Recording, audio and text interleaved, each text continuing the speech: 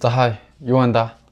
Ямар ч үсэн цагаан сарын амралтууд үргэлжилсээр байна. Тэгээд өнөөдөр Монголд битүүн байх шиг байна. Тэг ямар ч үсэн манай найзууд ч юм уу таньдаг хүмүүс бүгдээрээ хосоороо тэмдэглэдэг ч юм уу ингээд ерөнхийдөө бол завгүй байгаа учраас би өнөөдөр зүгээр ганцаараа яг өөртөө цаг гаргаад кофе шопт ингээд суугаад тэгээд энэ дэвтэр худалдаж аваад энэ дэвтэр дээр жоохон ингээд тэмдэглэл бичиж байгаа байхгүй юу. Ерөнхийдөө аль болох ер нь бол би тэмдэглэл бичхийг боддог байсан. Гэхдээ би зүгээр амар өөрөө залхуурдаг байсан байхгүй юу. Яг ингээд өөрөө ингээд юм бичээд ингээд ахаар надад амар залхуудаа санагдаа. Тэгээд өнөөдрөөс эхлээд аль болох өөртөө юу яг өдөр болгон ямар хуу сэтгэлдээ байгаа, ямар хуу өнгөрсөн инээ тэрэ гэдэг зүйлээ аль болох дадал зуршил болгоод ингээд бичээд явъя гэж бодсон байхгүй юу. Тэг ямар ч байсан бичиж үзсний хувьд бол ерөнхийдөө нэг тэгэж яг дотор юу байна тэр болгоноо гаргаад бичиж байгаа учраас миний хувьд айгүй дайггүй санагдсан, айгүй тийм гоё дотор онгоож байгаа юм шиг санагдсан. Тэг би сая ингээд гэртээ орж ирээд ингээд тэмдэглэлээ ингээд дахиад нэг харсан чинь хамгийн нийтдээ би дэвтрийнхаа буруу талаас бичээд эхэлсэн байлаа. Одоо энэ бол ингээд нүүрэн тал واخхой юу.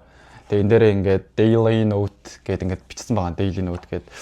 Тэгэнгუთ хамгийн нийтдээ би ингээд арт талаас нь боيو ингээд арт талд нь ингээд буруу талаас нь ингээд бичсэн. Тэгээд урт нь бол угаасаа эргээд харцсан байгаа. Тэгээ нэг ийм алдаа гаргасан. Гэхдээ яг хуу тэгээ ерөөд бол жоохон тэмдэглэл бичиж байгаа. Дараас нь ингээд номоо уншсан. Битгүй би барыг цаг 2 цагийн нэг уншсан юм шиг байна. Нэг орцсон болохоор бүр ингээд улам уншаад ингээд айгуу сонирхолтой санагдаад ингээд орчиж байгаа байхгүй юу. Тэгээ ерөнхийдөө бол өнөөдрийн бичлэгний санаа гэх юм бол өөрөө өөрийгөө хайрлах талаар байхгүй юу.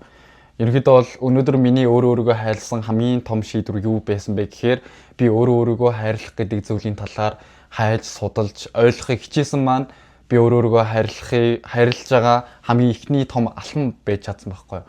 Би ер нь л өөрөө ерөөсөө хайрлах чаддгүй төрөл юм байхгүй юу. Ер нь бол өөрөө өөрийгөө хайрлах гэхээр миний тархинд ерөөсөө юу ч бууж ирдэггүй. Яг яаж хайрлах юм? Юуг яг хайрлна гэдэг байгаа юм те. Яг өөрийгөө хайрлах гэхээр яг яах ёстой юм? Тэг би айгүй олон хүмүүсээс ингээл чи өөрийгөө хайрлах хэрэгтэй эсвэл өөрийгөө хайрлах нь хамгийн чухал. Чи өөрийгөө хайрлахгүй бол өөр хүмүүс чамайг хийж хайрлахгүй гэдэг ч юм уу. Нэг тиймэрхүү хүмүүс айгүйг сонсчихсан чи би яг ухтаа өөрийгөө хайрлах хайр гэж яг юу юм бэ гэдгийг одоо хүртэл ерөнхийдөө бол ойлгохгүй явж байгаа байхгүй. Тэгээд би өнөөдөр аягүй их тэмдэглэл бичээд давхар хүмүүсийн бичлэг яриаг сонсоод ер нь хайрлах гэж юу юм бэ гэд өөрийгөө хайрлах хамгийн ихний алхмаа ер нь бол өнөөдрөөс эхэлж хийж байгаа. Тэр нь угаасаа өөрийгөө хайрлах гэдэг зүйлийн талаар судалж, аль болох өөртөө ойлгуулж, өөрийгөө яавал хайрлах юм бэ гэдэг талаар ойлголт авах маань байсан байхгүй юу. Тэгээ ерөнхийдөө бол судалж ингээд бичлэгийн нэтээр үзэж байгаад өөрийгөө хайрлах ерөнхийдөө нэг тийм 14 гэх юм уу нэг тийм зүйл байдгийг олж мэдсэн. Тэгээ нэгж хэлэхэд би энэ 10 аргыг Цэнд Аюушийн Инктор гэдэг хүний YouTube хуудаснаас ерөнхийдөө хараад ерөнхийдөө ийм 10 арга байд юм байна гэдгийг сая ойлгож мэдээд тэгээд өөрийнхөө ерөнхийдөө бодлогоос хуваалцаад ийм байд юм байна гэдээ хуваалцаж байгаа шүү. Тэгээд тэр хүний YouTube руу ороод гисэндээ энэ 10 аргын талаар илүү бас сонирхоод ингээд судалж болно шүү. Ерөнхийдөө би тэр хүний нэг 10 ерөнхий үндсэн зарчмыг нь бас ойлгож аваад ерөнхийдөө хүрхийг хичээлээ. Тэгээд ямар ч байсан өөрийгөө хайрлах сурцгаая.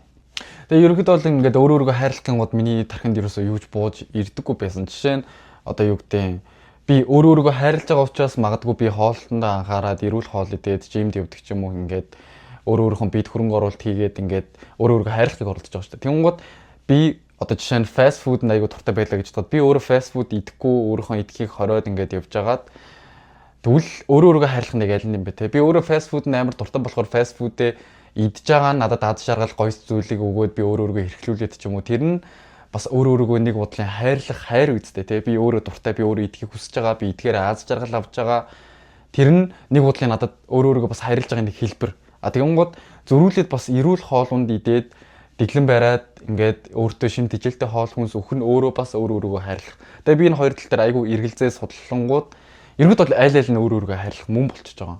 Тэгтээ зүгээр л юмны балансыг нь барих нь аюул чухал байгаа байхгүй. Тэгээд яг өөрийгөө хайрлах тухай нэг тийм 14 шиг зүйл байд юм байна. Тэгээ би энэ талаар аль болох өөрөө ч гэсэндээ ойлгонгоо бас дээрэс нь бусад ч гэсэндээ аль болох ойлгуулахыг хичээ гэж бодсон зүгээр магадгүй над чиг өөрийгөө хайрлах талаар юм ухагдсан байхгүй эсвэл өөрийгөө хайрлах чадахгүй хүн байвал тэгэл адилхан өөрөөсөө аль болох хайрлахыг сурцгаая.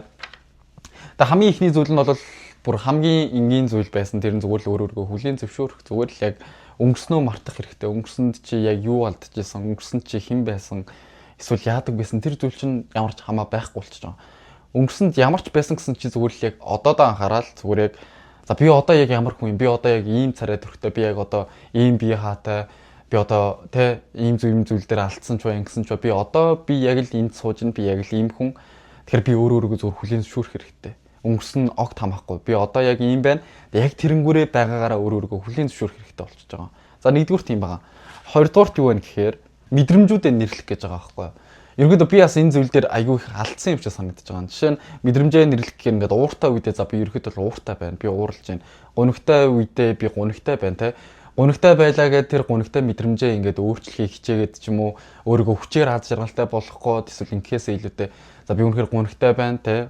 Тэрийгээ бас хүлийн зөвшөөрөхтэй мэдрэмжүүдэд нэрлээд хүлийн зөвшөөрөөд ууртай за би ууртай байх шүү гэдэг өөртөө сануулгах жаргалтай байвал би гоё жаргалтай байна. Би баяртай байна.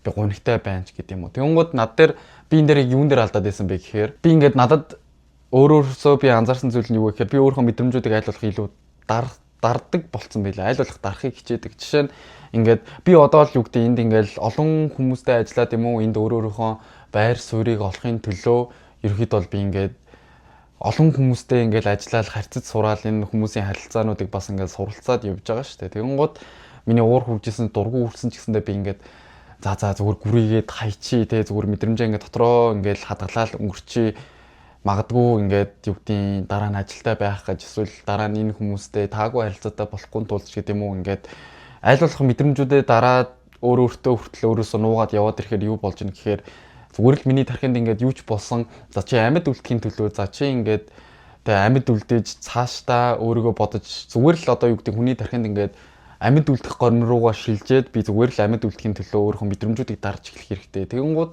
миний тархи зүгээр л байнгын амьд үлдэх тэр модон дээр ажиллагаатай болчихж байгаа. Тэгээд ирэхээр энэ нь эргээгээд нөгөө нэг юм мэдрэх одоо гэдэг зүйл байгаа шүү дээ. Юм мэдрэх аз жаргал баяр гуниг тэр бүх мэдрэмжүүдийг мэдрэх мэдрэмжийг дарж эхэлдэг урт хугацаанд ерөөд бол юу ч мэдрэхэ болчдөг. Тэгэхээр хүний тархи зүгээр л ингээл за би амьд үлдэх хэрэгтэй тийм учраас би мэдрэмжүүдээ унтраах хэрэгтэй. Одоогонд мэдрэмжүүд надад саадлна.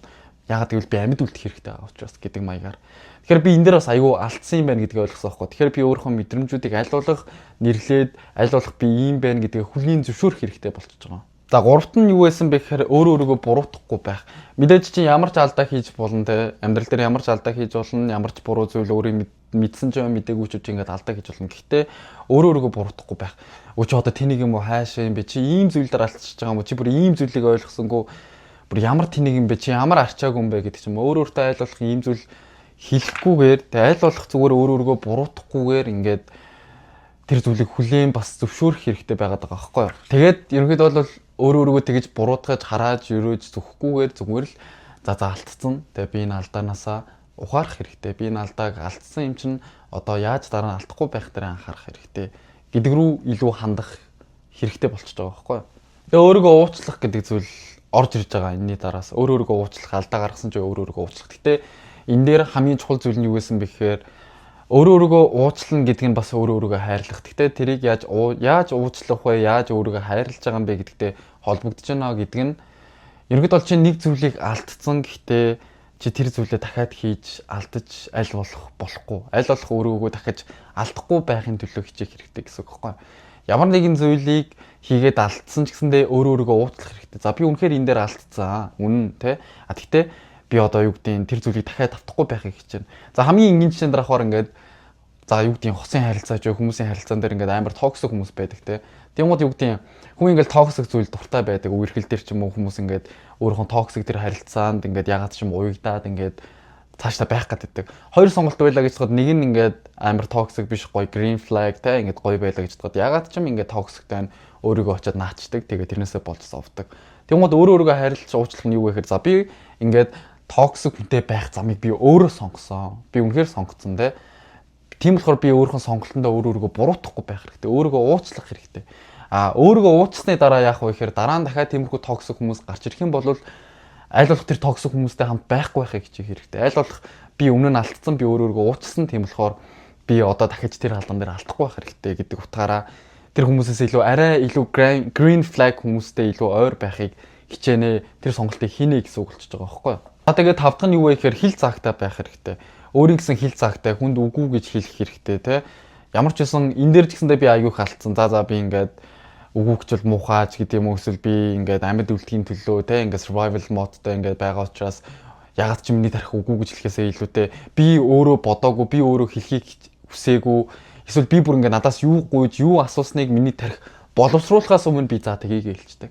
Тэгээд ирэхээр юу болж нэг гэхээр би дараа нь гин тухайн орол юу вэ? Би юун дээр юу за тгийгээ хэлсэн юм бэ те?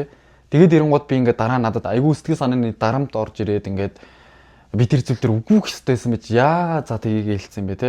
Одоо ингээд үгүй гэчүүл ингээд хэлснээсээ буцдаг ч юм уу ингээд олон том асуудал гарч ирэх гээд байна.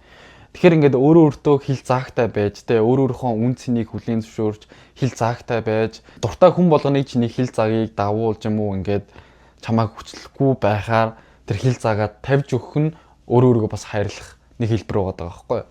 За тэгээд 6-аад нь бие махбодоо хайрлах гэдэг зүйл ороод ирж байгаа байхгүй юу. Ингээд чамайг чамаас өөр хайрлах хүлээн зөвшөөрөх хүн байхгүй шүү дээ. Тэгэнгუთ өөрийнхөө зүгээр л жоохон гунцсан, өнгө зүс тариа алдсан тэр төрхөө те ингээд хүн болгонд очиж зарладаг ч юм уу ингээд тэр байдалдаа өөртөө ингээд гундаад гомдоод ингээд өө би юм бэ нөө тийм бэ гэхээс илүүтэй зүгээр л өөрийгөө эсвэл муухайгаар хэлдэг ч юм уу би царай мотой байна би гоё битэй биш үү гэхээс илүүтэй зүгээр өөрийгөө бие махбодоо хайрлж хүлээн бас зөвшөөрөх хэрэгтэй. Гэхдээ хүлээн зөвшөөрлөөгээд зүгээр л өө би угаасаа ийм юм чинь би ийм юм чинь гээд зүгээр ингээд бүр хүлээн зөвшөөрөөд буруу зам руу явуулах гэхээс илүүтэй ямар ч юм би одоо угаасаа ийм битэй ийм царай төрхтэй би угаасаа ийм. Тэгэхдээ би өөрийгөө айлуулах илүү дээр болохын төлөө би ингээд олон өөр замуудыг ингээд илүү намайг дээрдүүлэх тэр сонголтуудыг би хийж ингэж гоё дээшлэн гэдэг утгаараа ямар ч үсэн одоо өөрийгөө зөвхөх хараах биш ингэж гоё бие махбод дээр хүртэл хүлээн зөвшөөрөх хэрэгтэй байгаа байхгүй.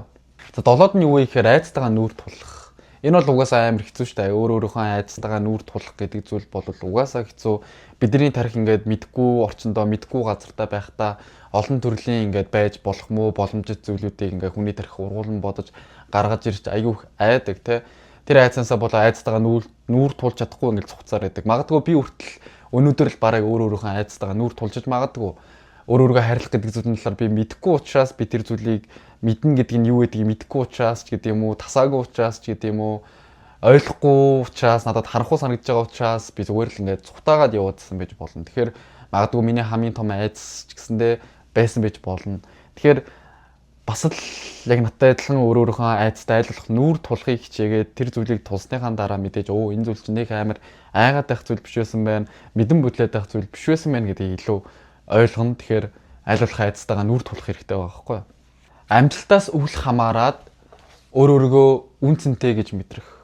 Заавал ямар нэгэн амжилт гарах шаардлагагүй. Чи заавал бусд хүмүүс шиг ингээд амар мундаг байгаад, амар хүчтэй байгаад, ямар нэгэн ингээд урлаан тэмцээнд ороод ингээд мундаг шагналууд аваад ч юм уу ямар нэгэн амар том зүйл хийж бүтээж чи өөрийгөө би хин нэгэн ч гэдэг юм уу тэгж мэдэрч үнэлэх шаардлагагүй. Чи юу ч хийгээгүй байсан чи одоо байгаагаараа чи өөрийгөө үн цэнтэй гэдгээ хүлээн зөвшөөрөх хэрэгтэй. Энэ ч гэсэндээ миний хамгийн чаддгүй зүйл нэг ихгүй юу. Тэгэхээр ерөөд бол ингээд би ямар нэгэн зүйл хийхгүй бол би өөрийгөө үн цэнэгүүгээр мэдэрдэг. Би ямар нэгэн зүйл хийхгүй бол би хайр хүртэх хэрэггүй гэж боддог. Би ямар нэгэн зүйл хийхгүй бол би ямар нэгэн амжилт гаргахгүй бол би өөрийгөө үн цэнэгүү, арчаагүй хинч хэрэггүй хог гэж боддог.